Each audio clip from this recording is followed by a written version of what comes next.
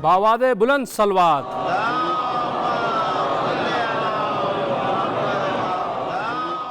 उन पाक हस्तियों पे दुरूदो सलाम है जिनका कलाम ऐन खुदा का कलाम है, और मेरा हुसैन सारे जहां का इमाम है। उसके गमों का आज भी चर्चा तमाम है। देखा यजीद नाम तेरा खाक में मिला, नाम हुसैन आज भी मुमताज़ नाम है। डीडी उर्दू के जानिब से अज़ादारान इमाम हुसैन के लिए फ़र्श अज़ा बिछाई गई है। आइए मजलिस का आगाज़ करते हैं, और सबसे पहले मैं सोस खानी के लिए दावत दे रहा हूँ मोहतरम जनाब फ़रजंद अली साहब को कि वो तशरीफ़ लाएँ, अपने हमनवा के साथ तशरीफ़ लाएँ और मजलिस का आगाज़ करें। जनाब फ़रजंद अली साहब और हमनवा।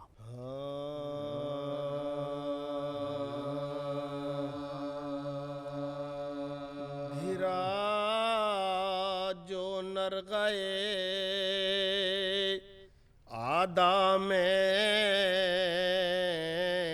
इब्ने शेर खुदा, तो इब्ने साक़िए कौसर पे कहते आम हुआ। उधर था लाखों का लश्कर, इधर शहे तन्हा।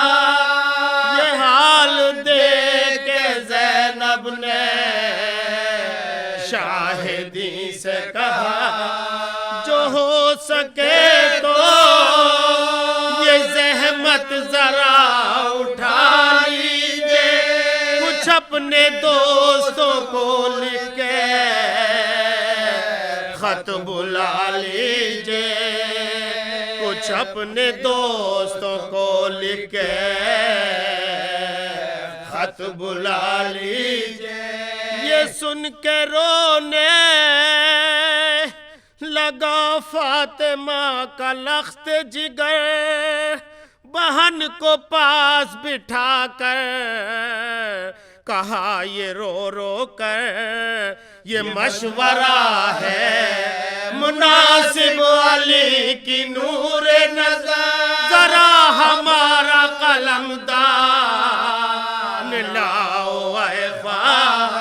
हम आज जज्बे नुसरत को आजमाते हैं, एक हबीब हमारा उसे बुलाते हैं, एक हबीब हमारा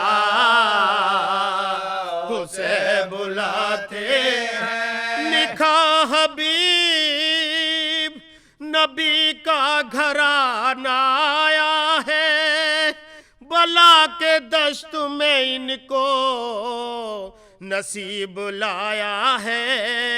जमीन गर्म है और सर पे गम का साया है, ये खत भी ज़ैनब कुलसूम ने लिखाया है। वो बेकसी है जो हर गम हमें दिखाती है, हबीब चादर ज़ैनब के फिक्र खाती है, हबीब चादर ज़ैनब के फिक्र खाती है। लिखा है कूफा जो सरवर का नाम बर पहुंचा, दिया हबीब को खत और कुछ ना कह पाया, तो खत को लेते हैं कल्बे हबीब थर्राया, लगाया आँखों से खत और रो के फरमाया, ये कैसा खत है कि मैं जान अपनी खोता हूँ। लिखा है क्या कि जो पढ़ने से पहले रोता हूँ, लिखा है क्या कि जो पढ़ने से पहले रोता हूँ। खुला जो खत तो कयामत का हाल लिखा था, अजीब किस्सा रंजो मलाल लिखा था। گری ہے دشت میں زہرا کی حال لکھا تھا، جواب جس کا نہیں وہ سوال لکھا تھا، کہا یہ زوج سے کھیتی نبی کی لٹتی ہے، پرائے دیس میں زینب آخی سے چھٹتی ہے، پرائے دیس میں زینب آخی سے چھٹتی ہے۔ چلے حبیب سوئے کربلا بشے و نوشین، نظر میں پھرتا تھا ہر ایک گام حال حسین، کبھی یہ سوچ کے ہو جاتے تھے بہت بے چین، بلا کے دشت میں ہے فاطمہ کا نور، خدایا خیر سے زہرا کا نور ملے، بہن کے سر پہ سلام مجھے حسین ملے، بہن کے سر پہ سلام مجھے حسین ملے۔ یہ راہوار سے کہتے تھے جلد چل رہوار، گرا ہے نرغہ عادا میں ابن عرش وقار، قدم بڑھا کے نہ لٹ جائے دین کی سرکار، تجھے خبر ہے کہ پیاسا ہے سید ابرار، نبی کی آل پہ وقت عجیب آیا ہے کہ اس غلام کو بہرے مدد بلایا ہے، کہ اس غلام کو بہرے مدد بلایا ہے۔ یہ سوچ سوچ کے پہنچے حبیب کرب و بلا، عجیب حال میں زہرا کا نور عین ملا، سوائے خیش و اقارب کے کوئی ساتھ نہ تھا، غموں کی دھوپ میں مرجھایا سب کا سب کنبا، اور ایک بچی کو سینے سے ہے لگائے حسین، غضب ہے خاک پہ بیٹھے سر جھکائے حسین، غضب ہے خاک پہ بیٹھے ہیں سر جھکائے حسین۔ یہی سکینہ تھی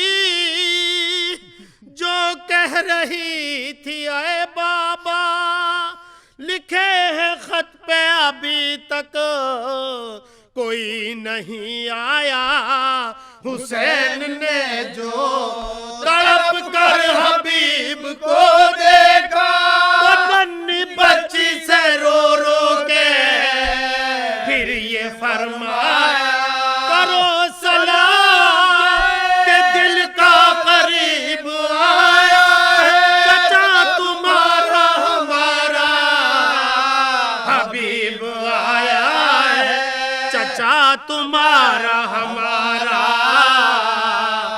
حبیب آیا ہے۔ یہ سن کے خیمے کے اندر چلی گئی بچی، پھوپھی کا ہاتھ پکڑ کر تڑپ کے یہ بولی، پدر کے دوست حبیب آ گئے ہیں اٹھیے پھوپھی، یہ قیدی فاطمہ زہرا کے لاڈلی اٹھے، غموں کے بیچ یہ فضا پیام کہہ دینا، ذرا حبیب کو میرا سلام کہہ دینا، ذرا حبیب کو میرا سلام کہہ دینا۔ سلام بی بی کا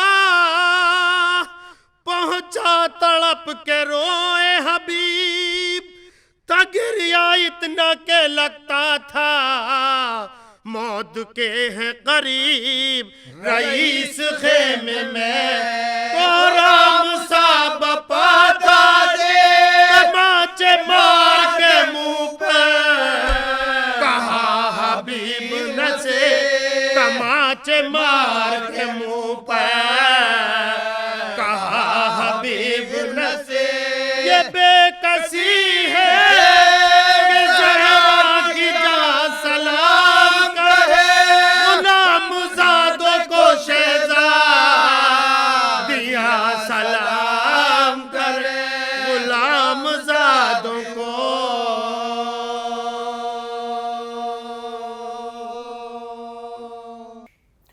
سوز خوانی کے بعد آئیے اب ہم خطابت کے لیے دعوت دے رہے ہیں فتح پوری شاہی جامع مسجد کے امام و خطیب ڈاکٹر مفتی مکرم احمد صاحب کو کہ وہ تشریف لائیں اور مجلس کو خطاب کریں۔ الحمد للہ رب العالمین والصلاة والسلام علی سید الانام والمرسلین وآلہ الطیبین الطاہرین واصحابہ المرتضین الی یوم الدین۔ اما بعد فاعوذ باللہ من الشیطان الرجیم بسم اللہ الرحمن الرحیم قل لا اسألکم علیہ اجرا الا المودۃ فی القربى صدق اللہ مولانا العظیم۔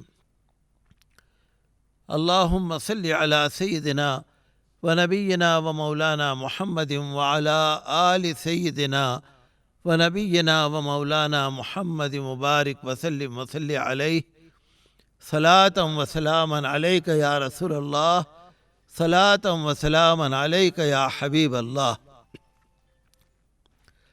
آج یہاں پر پیغام کربلا پروگرام میں ہماری شرکت ہو رہی ہے، یہ ہماری بہت بڑی سعادت ہے، یہ ہماری خوش نصیبی ہے کہ اہل بیت اطہار کے پروگرام میں اور تذکرہ امام عالی مقام امام حسین علیہ السلام کے موقع پر یہاں پر ہم شریک ہو رہے ہیں۔ اہل بیت سے محبت ہمارے ایمان کا حصہ ہے، جس کو اللہ کے رسول صلی اللہ علیہ وسلم سے محبت ہوگی اس کو اہل بیت اطہار سے یقیناً محبت ہوگی۔ اللہ تبارک و تعالی نے جب اس کائنات کو سجایا تو بے شمار نعمتیں اللہ تعالی نے بنائی اور انسان کو اشرف المخلوقات بنایا اور انسانوں کی ہدایت کے لیے ہر زمانے میں اپنے برگزیدہ پیغمبروں کو بھیجا۔ سب سے آخر میں امام الانبیاء سید المرسلین خاتم النبیین شفیع المذنبین رحمت للعالمین حضرت محمد رسول اللہ صلی اللہ علیہ وسلم کو بھیجا، اور انہوں نے جو ہم کو تعلیمات عطا فرمائی، جو ہدایت عطا فرمائی، وہی ہمارے لیے کامیابی کی ضمانت ہے۔ آقا دو جہاں صلی اللہ علیہ وسلم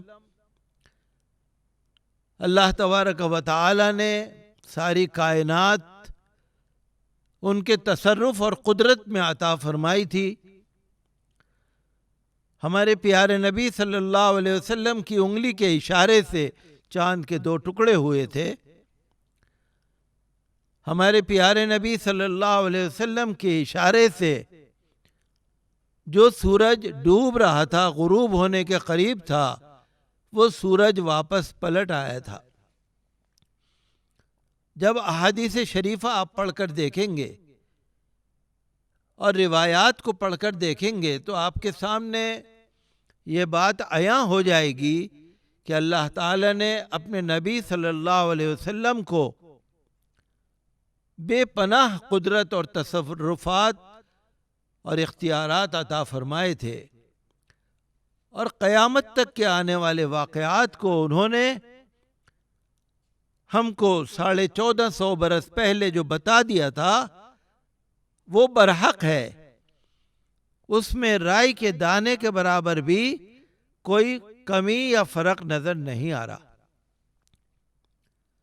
حضور صلی اللہ علیہ وسلم نے فرمایا ترکت فیکم کتاب اللہ ما ان تمسکتم بہ لن تضلوا، میں تمہارے درمیان اللہ کی کتاب قرآن کریم کو چھوڑ کر جا رہا ہوں، جب تک تم اس کو مضبوطی سے پکڑے رہو گے ہرگز گمراہ نہیں ہوگے۔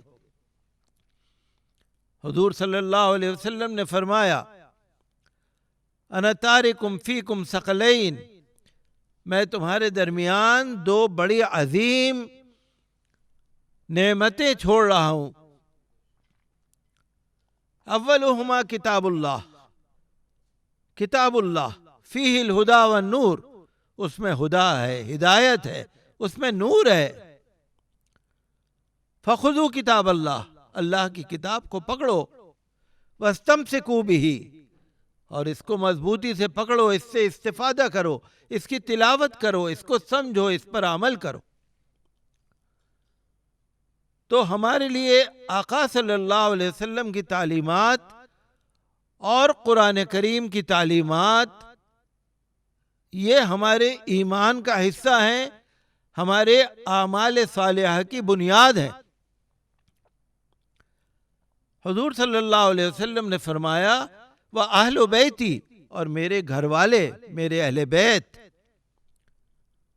اذکرکم اللہ فی اہل بیتی، اذکرکم اللہ فی اہل بیتی، اذکرکم اللہ فی اہل بیتی، 3 دفعہ اپنے مکرر فرمایا۔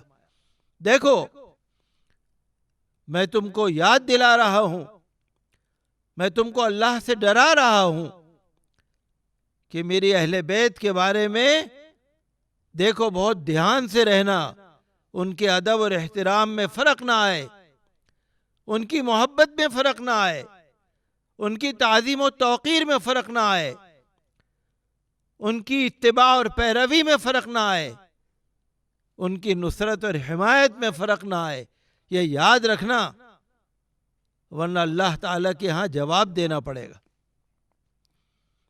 یہ اللہ کے رسول صلی اللہ علیہ وسلم نے کیوں فرمایا؟ جس زمانے میں آپ نے فرمایا تھا اس زمانے میں اہل بیت سے محبت کرنے والے کم نہیں تھے، بے ادب اور گستاخ اس زمانے میں نہیں تھے، لیکن اللہ کے رسول صلی اللہ علیہ وسلم کو تو قیامت تک کے حالات روشن ہیں۔ انہوں نے فرمایا، اور یہ آج ہمارے لیے اللہ کے رسول کا پیغام ہے، ان کی نصیحت ہے، ان کی ہدایت ہے کہ ہمیں اہل بیت اطہار رضی اللہ عنہم اجمعین کے بارے میں بہت زیادہ ادب اور احترام، تعظیم و توقیر کے ساتھ اپنے دل سے ان کی محبت کو لگا کے رکھنا ہے، ورنہ اللہ کے رسول بھی ناراض ہوں گے اور اللہ تعالیٰ بھی ناراض ہوگا۔ یہ معمولی بات نہیں ہے۔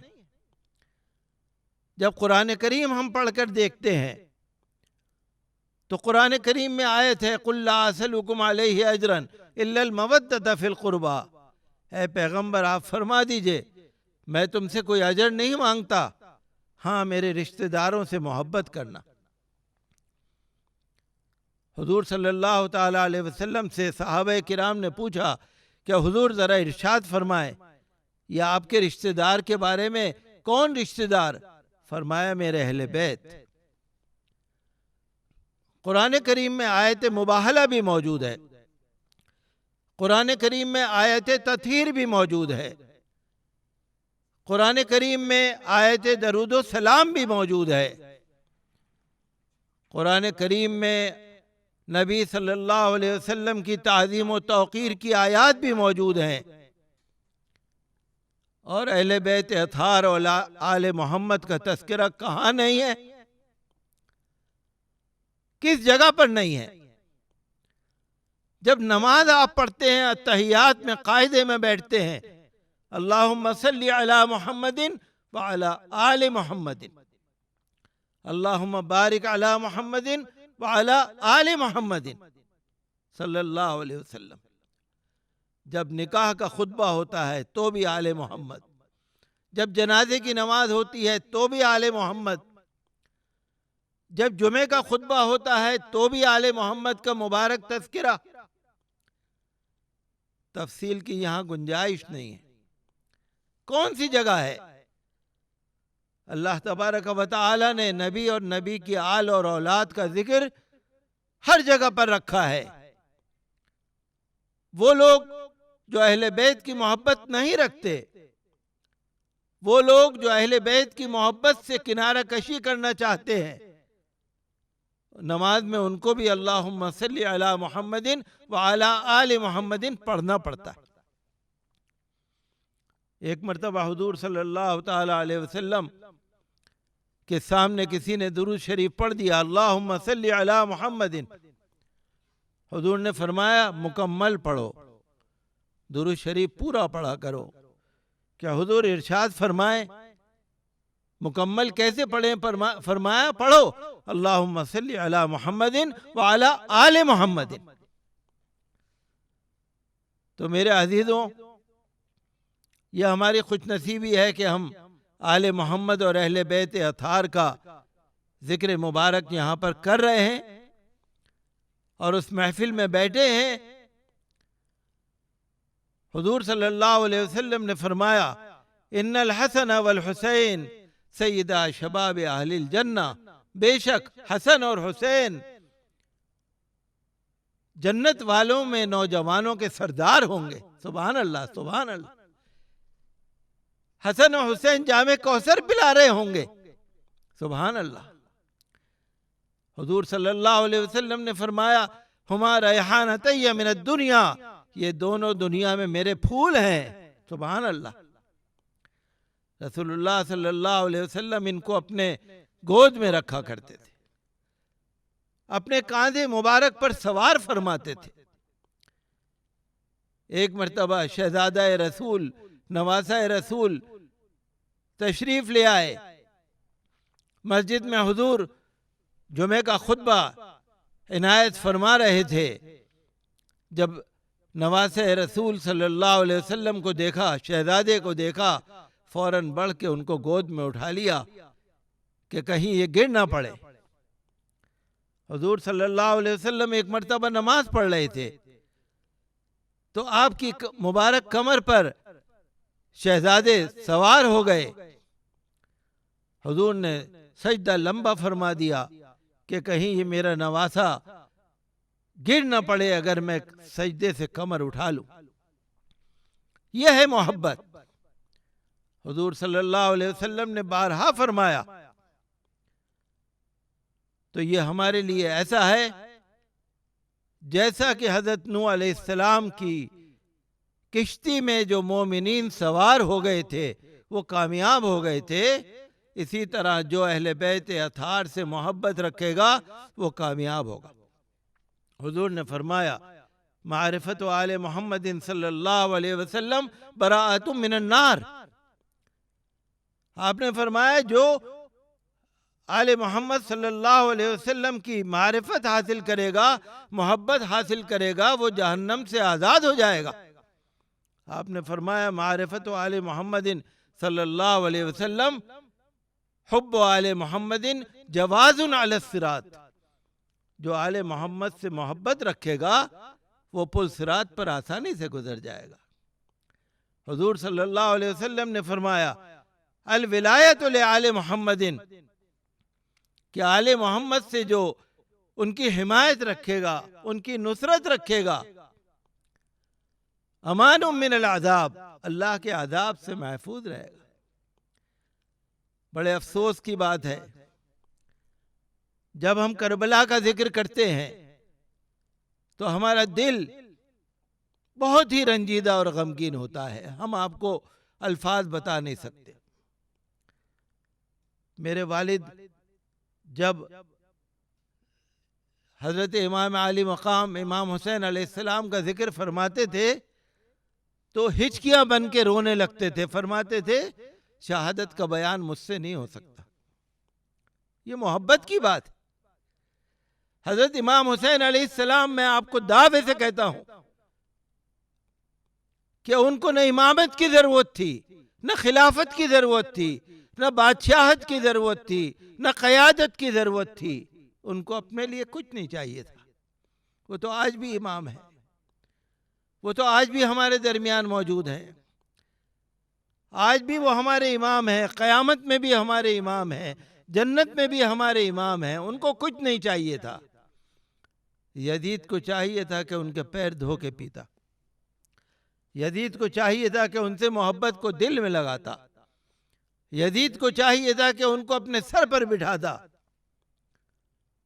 لیکن یزید جو فاسق و فاجر تھا، اس کے بارے میں کسی کو کلام نہیں ہے کہ وہ لہو و لعب میں مبتلا تھا، فاسق و فاجر تھا، دینداری سے بہت دور تھا، ایمان نام کا تھا۔ جب امیر معاویہ نے اس کو اپنا جانشین خلیفہ بنا دیا تو کئی جلیل القدر صحابہ نے اس کی مخالفت کی۔ حضرت امام حسین علیہ السلام کے پاس کوفے سے بہت سارے لوگوں کے خطوط آئے۔ انہوں نے کہا، اے امام حسین، اللہ کا واسطہ، اللہ کے رسول کا واسطہ، اگر آپ نہیں آئیں گے تو قیامت میں ہم آپ کا دامن پکڑ لیں گے، ہم اللہ سے کہیں گے ہم نے ان کو بلایا تھا، یہ نہیں آئے۔ حضرت امام حسین علیہ السلام کو روکا، صحابہ کرام نے روکا، لیکن آپ تشریف لے گئے۔ لڑنے نہیں گئے تھے، فوج لے کے نہیں گئے تھے، ہتھیار لے کے نہیں گئے تھے، صحابہ کرام کی جماعت لے کر نہیں گئے تھے، بلکہ گھر کی خواتین کو ساتھ لے کر گئے تھے۔ امام زین العابدین سجاد، حضرت بی بی سکینہ اور دیگر جو گھر کی خواتین تھیں، حضرت بی بی شہربانو، حضرت سیدہ زینب علیہم الصلاۃ والسلام، ان کو لے کر گئے تھے، مقابلے پہ نہیں گئے تھے۔ کچھ لوگ کہتے ہیں کہ بغاوت کر دی، انہیں عقل نہیں ہے، سمجھ نہیں ہے۔ امام حسین کو بغاوت کی ضرورت نہیں تھی۔ ہاں، ایک فاسق و فاجر جب خلیفۃ المسلمین بننے کا دعویٰ کرے گا اور بیعت کرنے کے لیے مجبور کرے گا تو اس کے سامنے امام حسین علیہ السلام جیسا ایک نیک متقی پارسا، اہل بیت کا ایک نوجوان شہزادہ، اہل بیت کے ایک عظیم مقدس ہستی خاموش نہیں رہ سکتی۔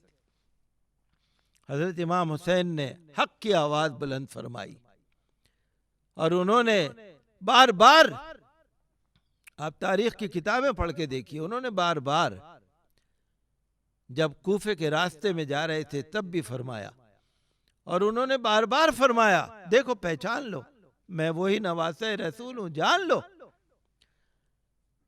تو میں آپ سے یہ کہنا چاہتا ہوں کہ کربلا کا معاملہ کسی فرقے کا معاملہ نہیں ہے، یہ امت کا مسئلہ ہے، یہ مومنین کا مسئلہ ہے، یہ ہر مسلمان مرد، ہر مسلمان عورت کا مسئلہ ہے۔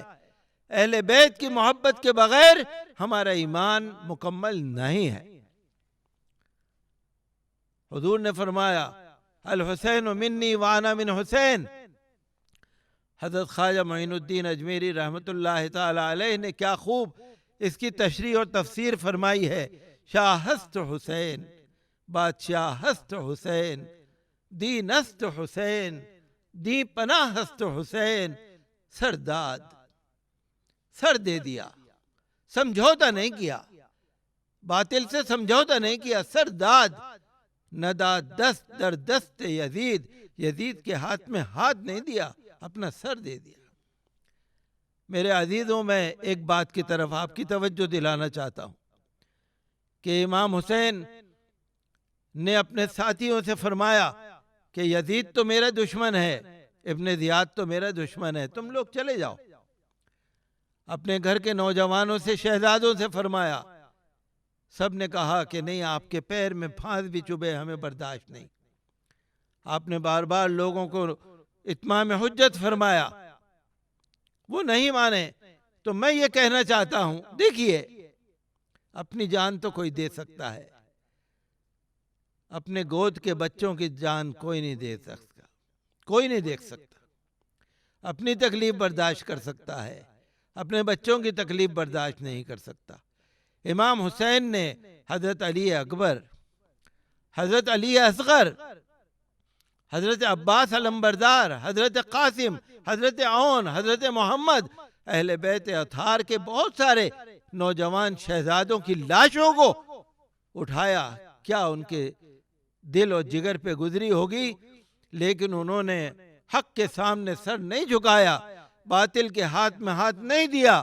ان کا پیغام یہ تھا کہ مسلمانوں، دین کی لاج رکھنا تمہارے ہاتھ ہے، صرف کلمہ پڑھنا تمہارا فرض نہیں ہے، کلمہ پڑھ کے لا الہ الا اللہ محمد الرسول اللہ پڑھنے کے بعد اس کی لاج رکھنا بھی تمہارے ہاتھ ہے۔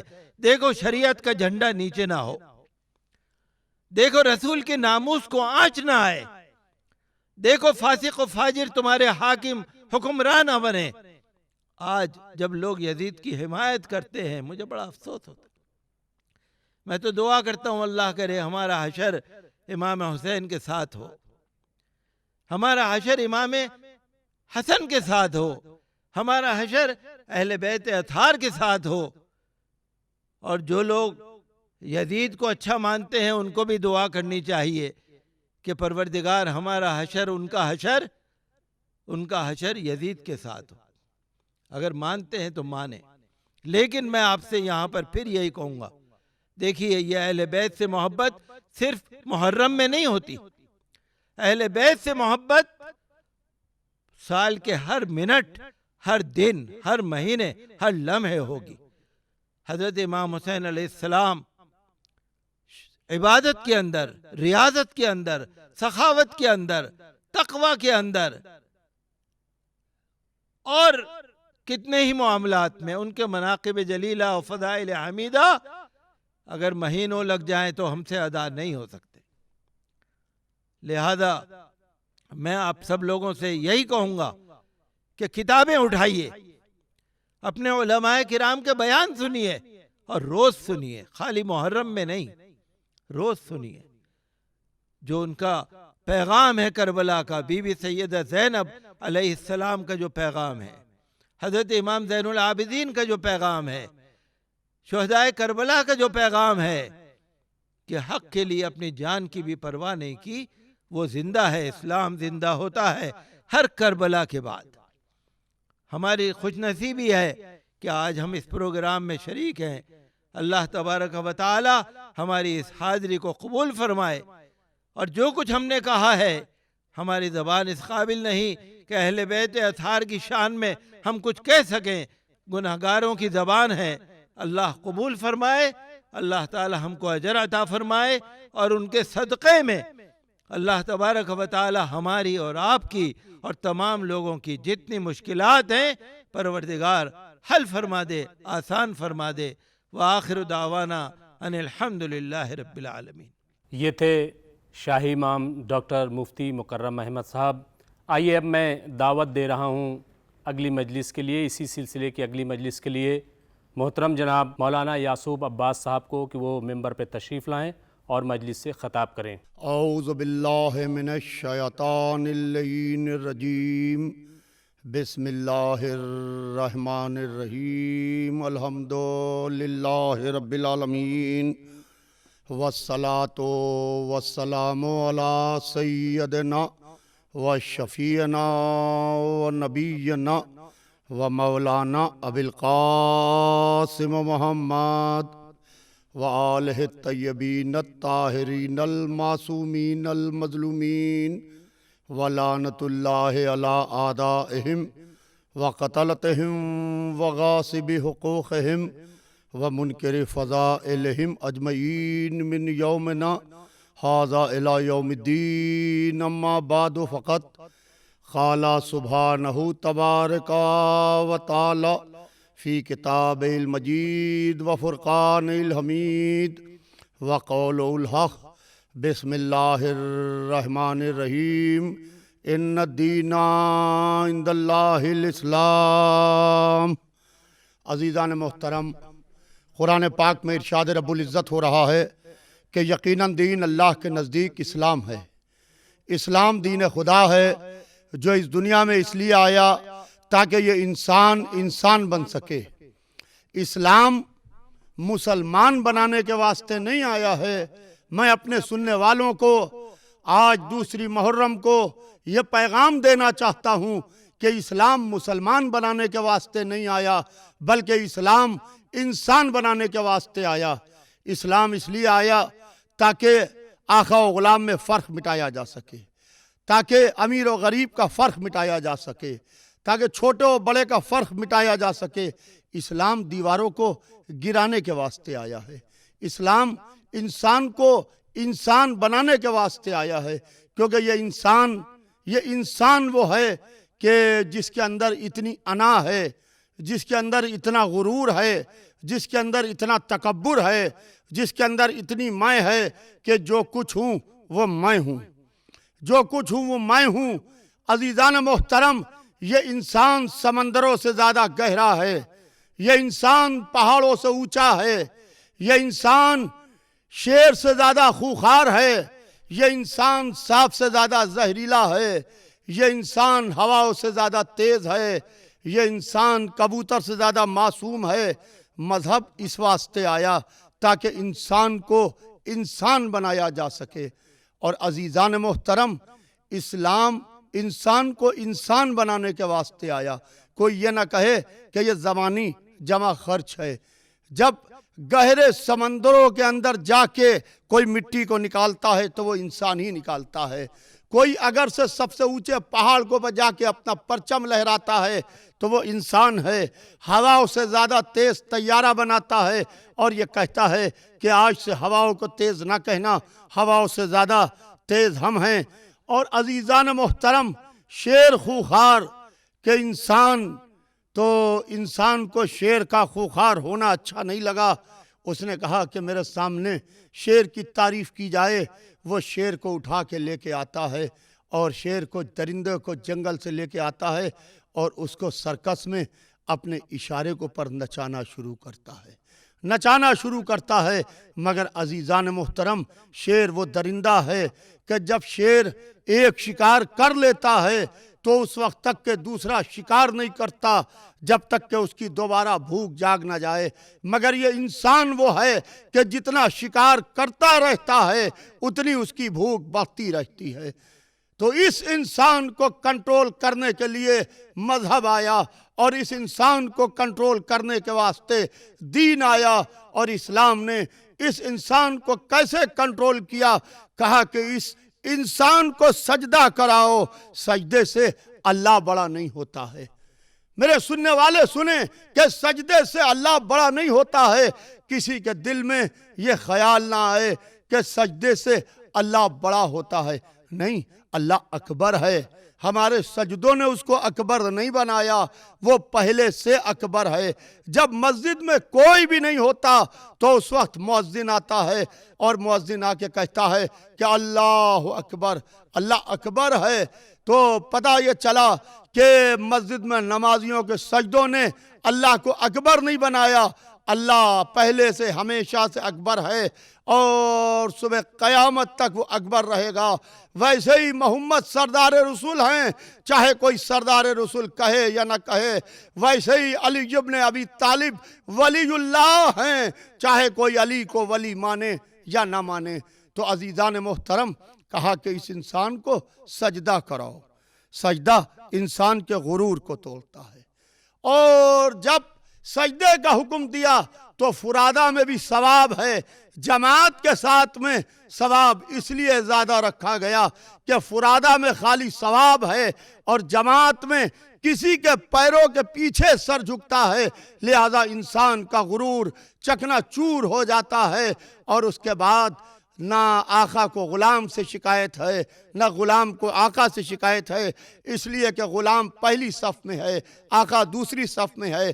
جہاں غلام کے پیر ہیں وہاں آقا کا سر ہے۔ جب سجدے سے سر اٹھاتے ہیں تو دونوں کے شکوے و گلے کوئی نہیں رہتے ہیں کہ جہاں تمہارا پیر تھا وہاں ہمارا سر ہے۔ یہ ہمیں دو جگہ فقط یہ فرق مٹتا ہوا دکھا ہے، یا اللہ کے گھر میں مسجد میں، یا حسین کے گھر میں مجلس میں۔ عزیزان محترم، اسلام انسان کو انسان بنانے کے واسطے آیا، اسلام اس واسطے آیا تاکہ یہ انسان انسان بن سکے۔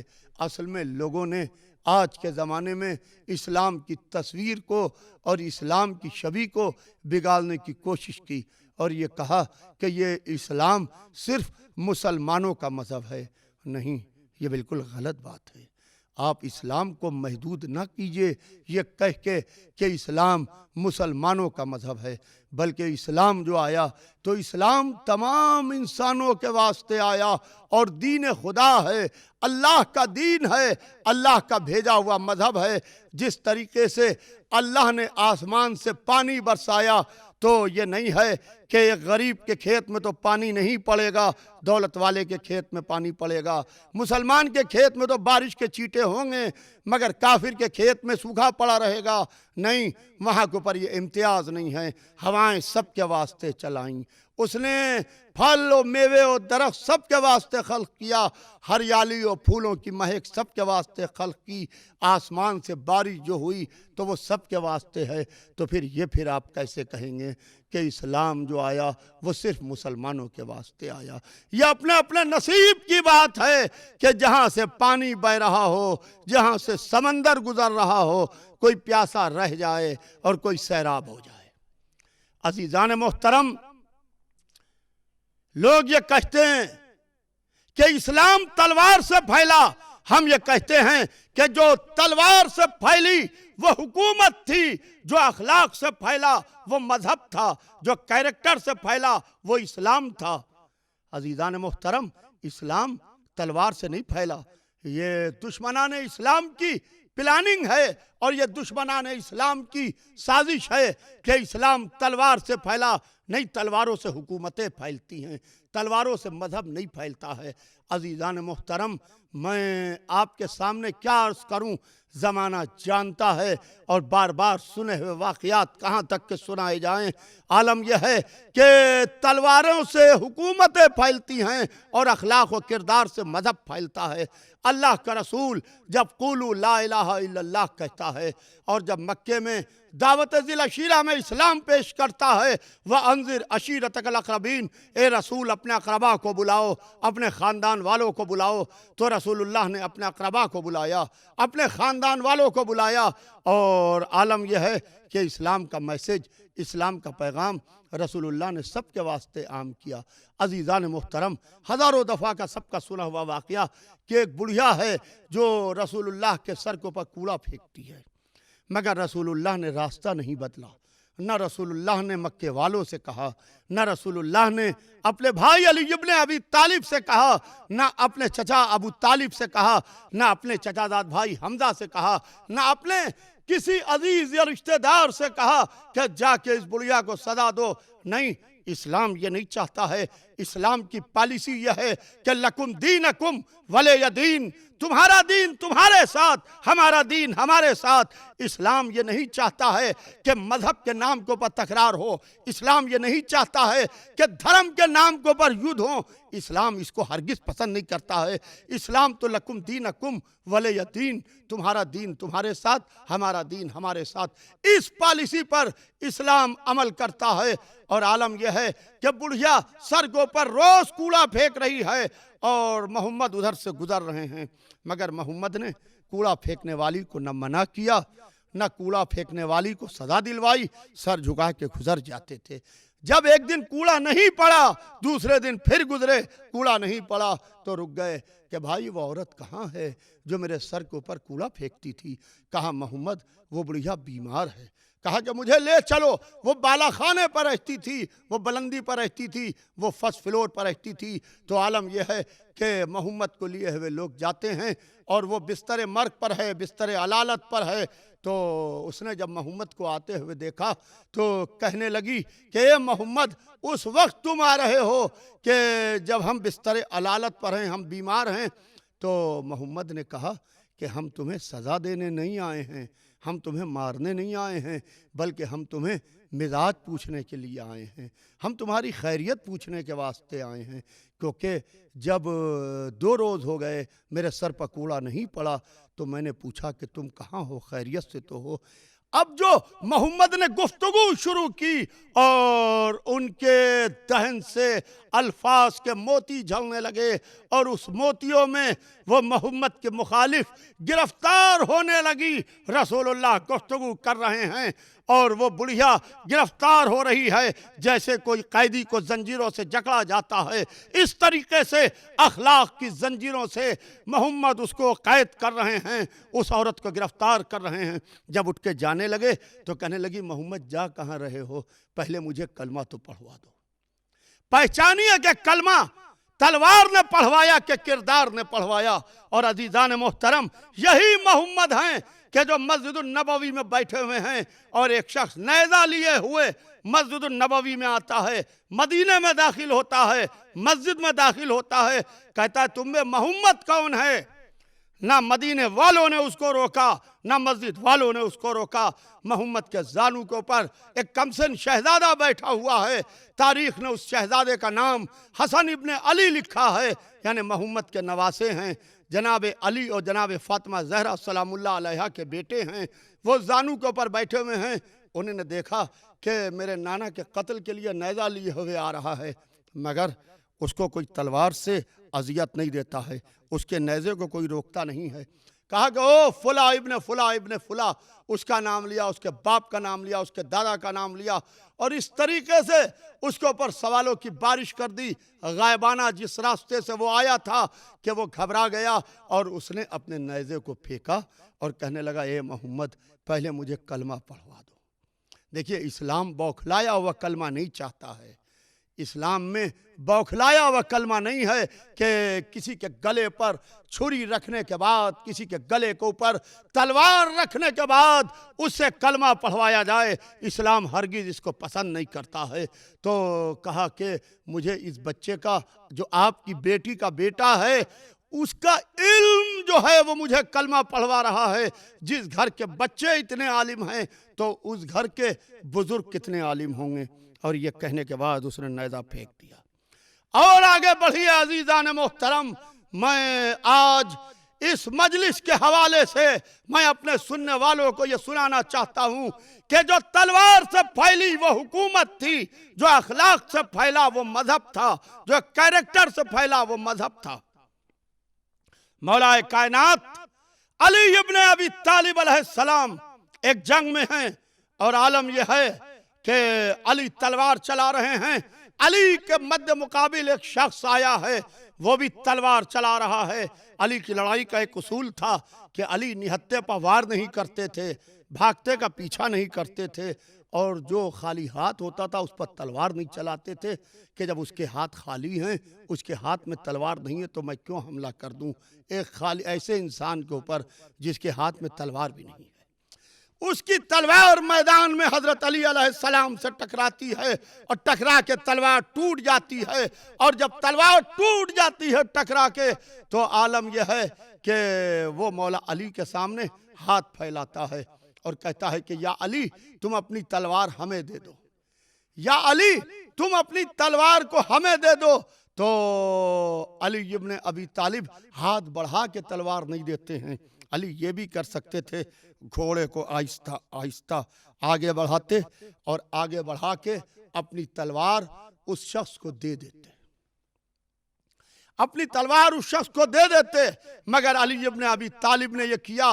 ایک علی نے زمانے کے سامنے ایک نظیر پیش کی کہ پہچانو سائل کیا ہوتا ہے، کہ اگر کوئی تمہارے سامنے ہاتھ پھیلائے، چاہے وہ تمہارا دشمنی کیوں نہ ہو، چاہے وہ تمہیں قتل ہی کیوں نہ کرنے آیا ہو، اس کو ڈرا کے کبھی کچھ نہ دینا۔ یہ اسلام کی تہذیب نہیں ہے، یہ رسول اسلام کے وسیع کی تہذیب نہیں ہے۔ عزیزان محترم، ادھر علی ابن ابی طالب گھوڑے پر بیٹھے بیٹھے جھکتے ہیں اور اپنا ہاتھ زمین کی طرف لے جاتے ہیں اور تلوار کو اس کی طرف پھینک دیتے ہیں۔ وہ جلدی سے گھوڑے سے اترتا ہے اور اترنے کے بعد تلوار کو اٹھاتا ہے، علی کے سامنے آتا ہے۔ علی کے ہاتھ خالی ہیں اور اس کے ہاتھ میں تلوار ہے. جب اس کے ہاتھ میں تلوار ہے تو وہ تلوار لے کے مولا علی کے سامنے آتا ہے اور کہتا ہے کہ یا علی یہ بتاؤ اب تمہیں کون سی شے بچائے گی؟ اس لیے کہ تمہارے ہاتھ تو خالی ہیں، تلوار ہمارے ہاتھ میں ہے. تو علی ابن ابی طالب مسکراتے ہیں، مسکرا کے آسمان کو دیکھتے ہیں، کہتے ہیں تو یہ سمجھتا ہے کہ تلوار بچاتی ہے؟ بچانے والا تو اللہ ہے. تو اس نے اب جو اللہ کی تعریف میدان جنگ میں علی ابن ابی طالب سے سنی تو تلوار کو پھینکتا ہے، گھوڑے سے اترتا ہے، علی کے قدموں کو پکڑتا ہے، علی کے پیروں کو پکڑتا ہے اور کہتا ہے کہ یا علی آپ مجھے کلمہ پڑھوا دیجئے، یا علی آپ مجھے کلمہ پڑھوا دیجئے. تو علی نے کہا کہ تو کلمہ کیوں پڑھنا چاہتا ہے؟ کہا کہ آپ کا یہ کردار دیکھ کے کلمہ پڑھنا چاہتا ہوں، آپ کا یہ کیریکٹر دیکھ کے کلمہ پڑھنا چاہتا ہوں. جو میدان جنگ میں اپنی تلوار اپنے دشمن کو دے دے اسے علی کہتے ہیں. تو بتاؤ زمانے والوں اور بتاؤ سننے والوں، تو پھر یہ اسلام وہ مذہب نہیں ہے جو لوگوں کے گلے کاٹتا ہوا آگے بڑھ جائے. نہیں، وہ اپنی حکومتوں کو بڑھا رہے تھے، وہ اپنے اقتدار کو بڑھا رہے تھے، بدنام اسلام کو کر رہے تھے. ہم نے اسی لیے اسلام کو ان لوگوں سے نہیں لیا کہ جو اسلام کے نام کے اوپر حکومتیں بڑھا رہے تھے اور اسلام کے نام کے اوپر سلطنتیں بنا رہے تھے. ہم نے اسلام کو محمد سے لیا اور ہم نے آل محمد سے لیا. ہم نے اسلام کو اس کربلا سے لیا جہاں گلے کٹ رہے تھے، شکر کے سجدے ہو رہے تھے. عزیزان محترم، یہ تو میں نے واقعات سنا ہے کہ اسلام اخلاق سے پھیلا. ایک واقعہ اور سناتا ہوں میں آپ کو، کیونکہ اسلام اخلاق سے پھیلا. آپ سنیں کہ ایک یہودی ہے جو مدینے میں رہتا ہے. مدینہ شہر رسول ہے. مدینے میں رسول اللہ کے سب صحابی رہتے ہیں. مدینے میں رسول اللہ کے سب چاہنے والے رہتے ہیں. تو اسی مدینے کے اندر ایک یہودی ہے جو دولت مند ہے، وہ اسلام کا مخالف ہے، رسول اسلام کا مخالف ہے، قرآن کے خلاف ہے. وہ مدینے میں بیٹھ کے اسلام کو برا کہتا ہے اور اس کے گرد مجمع جمع رہتا ہے، کیونکہ مجمع ہمیشہ دو لوگوں کے دروازے پر ملا، یا دولت والوں کے دروازے پر ملا یا جس کا ذرا سا نام ہو گیا اس کے دروازے کو پر مجمع ملا. ایک دن بی بی فاطمہ زہرا کے گھر میں کچھ مہمان آتے ہیں. اب جو بی بی کے گھر میں کچھ مہمان آتے ہیں تو مولا علی کو بلاتی ہیں، یا علی میرے گھر میں کچھ مہمان آئے، میں چاہتی ہوں کہ مہمانوں کی خاطر ہو.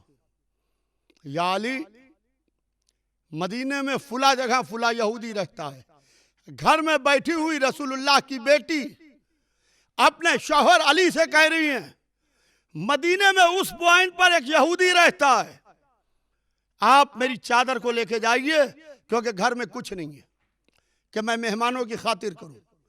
یہ میری چادر لے کے جائیے اور اس کو اس یہودی کو دیجئے. جب آپ اس یہودی کو دیجئے گا تو اس کے بدلے میں وہ کچھ درہم یا دینار دے گا، تو آپ وہ لے کے آئیے تاکہ میں مہمانوں کی خاطر کر سکوں. تو عزیزان محترم، اب عالم یہ ہے کہ مولا کائنات نے فاطمہ زہرا کی چادر کو اپنی رضا میں لپیٹا، اور لپیٹنے کے بعد اس یہودی کے دروازے پر آئے. وہ یہودی علی کو دیکھ کے گھبرا کے کھڑا ہو گیا، کیونکہ خالی علی نہیں آ رہے تھے بلکہ فاتح خیبر بھی آ رہا تھا.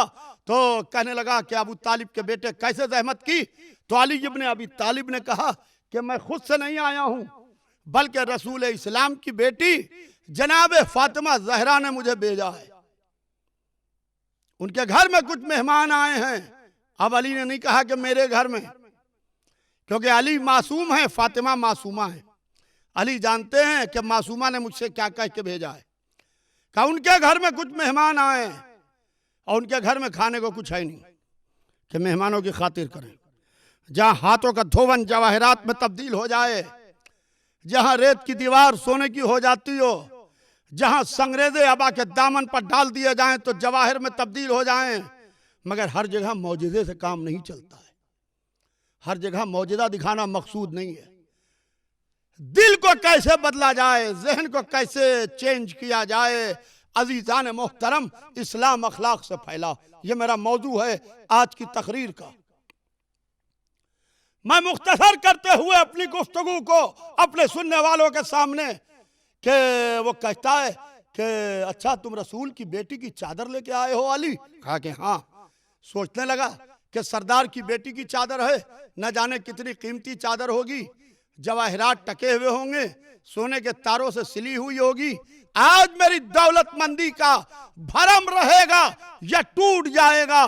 घबरा रहा है कि अली इब्न अबी तालिब ने रदा से चादर निकाली, चादर निकाल के उसको दी। उसने चादर को लिया, चादर को देखा, चादर में जवाहरात नहीं टके थे, बल्कि चादर में जगह जगह से पैवन टके हुए थे। चादर में जगह जगह से पैवन टके थे। तो कहने लगा या अली मुझे कलमा पढ़वा दो। अली ने कहा कि तू कलमा क्यों पढ़ना चाहता है? कहा कि या अली ये मोहम्मद की बेटी की चादर मुझे कलमा पढ़वा रही है। कहा कि चादर का कलमे से क्या ताल्लुक है? तू कलमे की बात को ले आया, मैं तो तुझसे मामलात की बात करने आया हूँ, मैं तो तुझसे डीलिंग की बात करने आया हूँ। कहा कि या अली ताल्लुक क्यों नहीं है? जिस बीबी की चादर ऐसी है तो वो बीबी खुद कैसी होगी, उसका बाबा कैसा होगा, और वो अल्लाह कैसा होगा, और वो दीन इस्लाम कैसा होगा। अजीज़ान मोहतरम, इसीलिए ज़माना आले मोहम्मद का दुश्मन हो गया था, क्योंकि ये तलवार से इस्लाम को नहीं फैला रहे थे, ये अखलाक से इस्लाम को फैला रहे थे। मैं आज एक तस्वीर पेश करना चाहता हूँ कि हुसैन का लश्कर करबला के करीब है।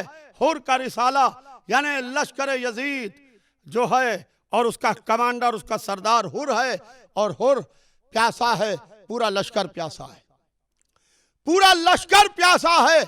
अजीजान मोहतरम, हुसैन इब्ने अली ने देखा कि हुर का रिसाला प्यासा है, ये लश्कर प्यासा है। कहा अब्बास पहले इनसे बात नहीं होगी, पहले इनको पानी पिलाया जाए, पहले इनको पानी पिलाया जाए।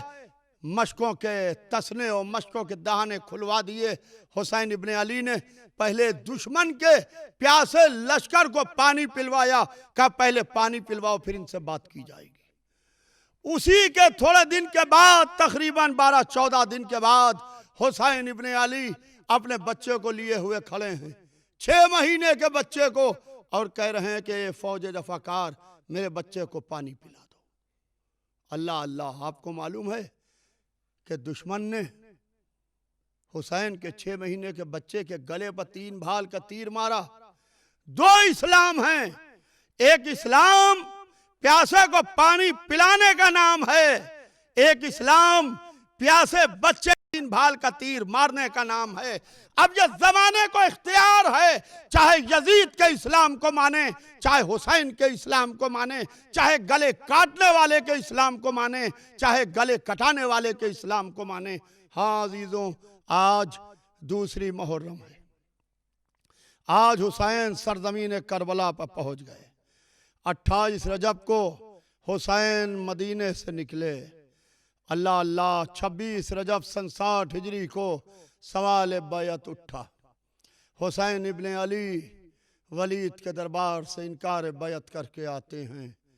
हुसैन नाना के मज़ार पर आते हैं, कहते हैं या रसूल अल्लाह, आपकी उम्मत हमें मदीने में रहने नहीं दे रही है। रसूल के मज़ार से उठे।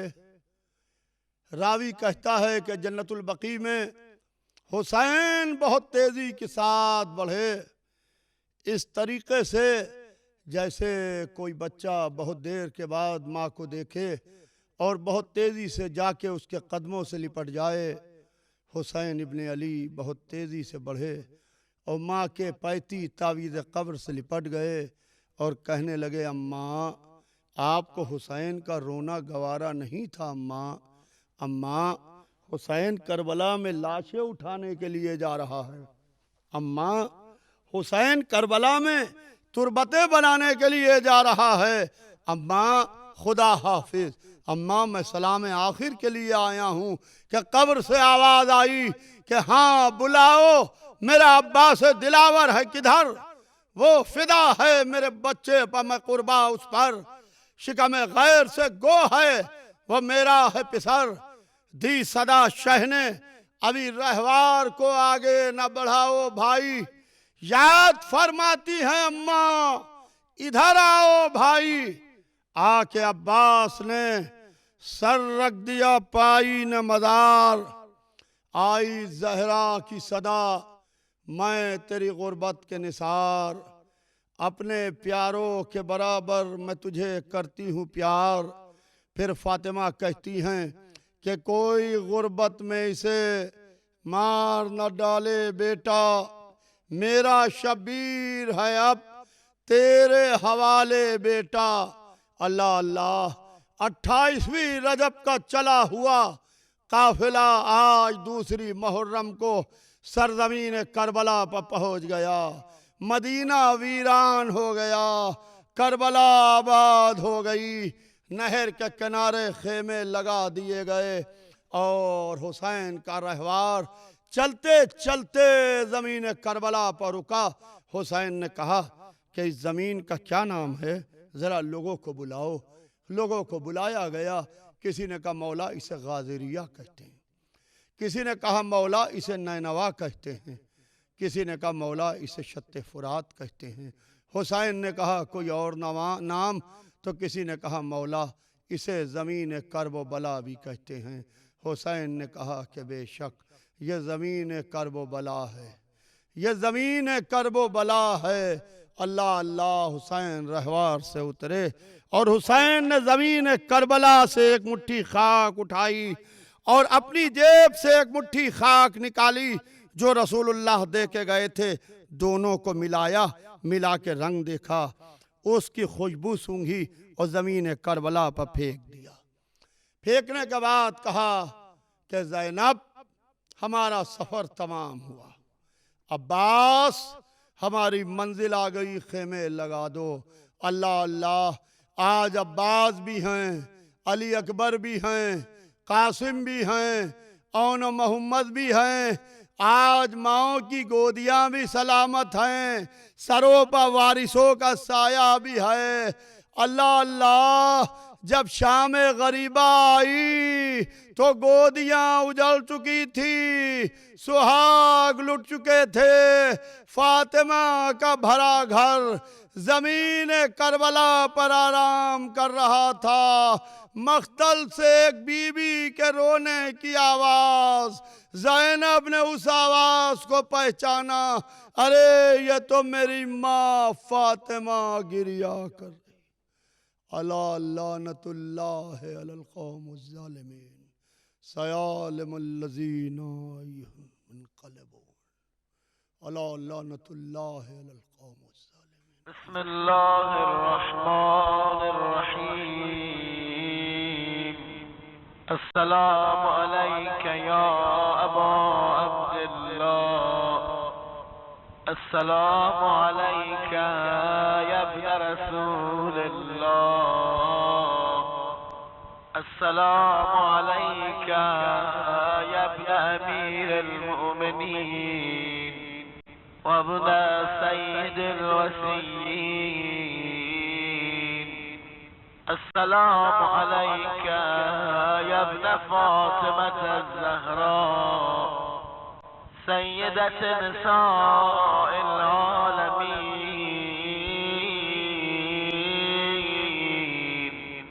السلام علیک یا خار اللہ وابن خارہ والمثل الموتور، السلام علیک وعلى الأرواح التي حلت بفنائك، عليكم مني جميعا سلام الله أبدا ما بقيت وبقي الليل والنهار، يا أبا